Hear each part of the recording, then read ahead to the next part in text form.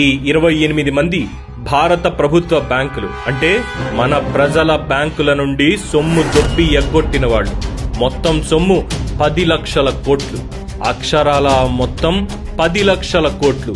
ఇందులో ప్రత్యేకం ఏంటంటే వీళ్లలో ఒక్కరు కూడా పాకిస్తానీ కాదు, ముస్లింలు ఎవరూ లేరు, ఖలిస్తానీలు అంతకన్నా కాదు, సిక్కులు లేనే లేరు, జాట్స్ గాని, రైతులు గాని, కార్మికులు గాని, ఉద్యోగులు గాని కానే కాదు.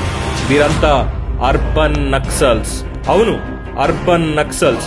వీరిలో ఎవరూ కూడా బీసీ వర్గానికి చెందిన వ్యక్తి గాని, ఎస్సీ ఎస్టీ బలహీన వర్గాలకు చెందిన వ్యక్తులు లేరు. వీరు ఏ హర్యానా రాష్ట్రానికి చెందిన వాళ్ళో, ఉత్తరప్రదేశ్, రాజస్థాన్ రాష్ట్రానికి చెందిన వాళ్ళో కాదు. ఇందులో ఒక్క విజయ్ మాల్యా తప్పితే మిగతా వాళ్ళందరూ గుజరాత్ రాష్ట్రానికి చెందిన వాళ్లే.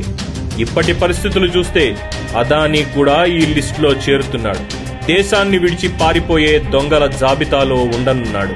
ఇప్పటికైనా వాస్తవ పరిస్థితులు ఏంటన్నది దేశ ప్రజలు అర్థం చేసుకోవాల్సిన అవసరం ఎంతైనా ఉంది.